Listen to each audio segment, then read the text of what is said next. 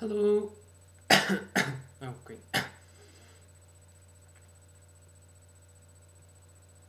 Hello, GenderqueerChat. It's Saturday, and this is Callie here. Um, this week, we're talking about religion and how has our religion informed our gender. And I think maybe I learned a little something about myself when I was thinking about what I was going to say for this topic. It's a bit of background. I don't come from a religious family. My um, my grandmother, who's the only one of my grandparents who's still alive, my maternal grandmother, my mum's mum, um, goes to church, but she's the only member of my family that does. Although I don't actually really know any of my dad's family, so they might go to church. I don't know. Anyway, neither of my parents are religious, and the only time I ever went to church was at Christmas and Easter and October and things like that, like at the end of school, because they take you to church with school, unless you have a note. It's true. But where I come from is Glasgow, which is the largest city in Scotland, if you don't know. And in Glasgow, there is a great deal of sectarian tension between Catholics and Protestants, and that is manifested in the difference between the two major football clubs, soccer teams. I feel like I should have American subtitles. Between the two major football clubs, which are Rangers, and which is the Protestant one, and Celtic, which is the Catholic one. And not everybody who supports Rangers is a kind of sectarian Protestant member of the Orange Order, and not everyone who supports Celtic is Catholic and really hates all Protestants, but a lot of people are. And you hear stories about Rangers supporters who won't buy their children any toys that are green, and things like that, because blue is the colour of Rangers and green is the colour of Celtic. So it's a big thing in Glasgow. And so when I was growing up, those were the really kind of two religions, unless you were Sikh or Muslim, or something like that. Those were the two main religions, especially when I was younger and we lived sort of more in the city. And when we moved out of the cities, we moved to East Renfrewshire, where there were quite a lot of Jewish people as well. But when I was younger, yeah, pretty much everyone I knew was either, their families were either Catholic, Protestant, or Sikh. So I always associated both Catholicism and Protestantism with their respective football teams, and I associate football very much with masculinity and violence and butchness and all these kind of things that I just had no interest in and really still haven't reconciled myself to. And I think that part of my distancing myself from religion, because when I was in my teens, I really distanced myself from religion, and I think maybe part of it had to do with that, because I always thought of very religious people, or not very religious people, because I don't think most Celtic and Rangers supporters like go to church every Sunday and are really like religious and pious and things like that. But that kind of association with the kind of organised religion, kind of putting yourself under the banner of a certain religion, I always associated with that kind of violence and aggression.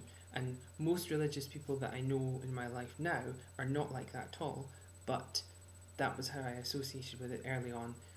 And I think what I thought was, it makes you do irrational things, it makes you do bad things when you're very religious and committedly religious. And that was what I thought when I was in my teens. And I went through a phase for many years when I was a teenager where I was annoying teenage atheist, and made all these arguments about evolution and everything, and I still think I believe the stuff. I still don't believe in God, but I'm not nearly as annoying about it anymore, because I realise that it's very disrespectful to tell people that what they believe is wrong all the time. I have a much more and I don't anymore think, when I'm talking to religious people about religion, you are wrong and you have to be proved wrong. I think things are much less absolute now. And I would describe myself, I think, more now as an agnostic than an atheist. I don't believe that there is a God who intervenes in the affairs of humankind in any way that is relevant to how you conduct your life, put it that way. I think that as far as morals go and things like that, we have to make our own decisions, and that's quite empowering, really, if a little scary. But I think I have become, in the past few years, a lot more respectful of other people's religious beliefs, and even people who are very religious and go to church. And because I now go to university in a town where a lot of people are English, I know a lot more Anglicans, and one of the people who I live with in this house that I'm in right now is the secretary of the University Anglican Society.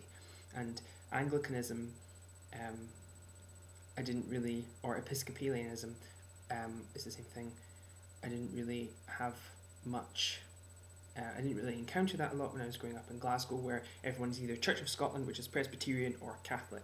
And yeah, I've learned a lot since being at university, and before being at university, because I was kind of mellowing out before I came to university with regards to the whole angry atheist thing.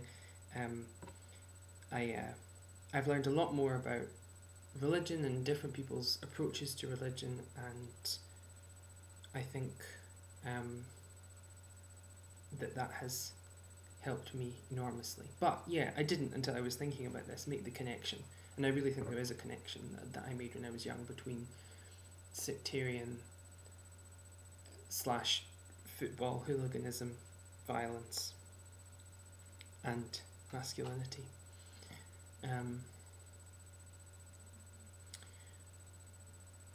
So yes, and I'm always learning about these things, and I really like reading interesting approaches to theology and spirituality. I'm always open to reading that sort of stuff, and because I'm very into poetry, and a lot of the poets I like are, because a lot of I think the best poetry that has ever been written is religious poetry in some form or another. And when people are confronting things like their own existence and the mystery of grace,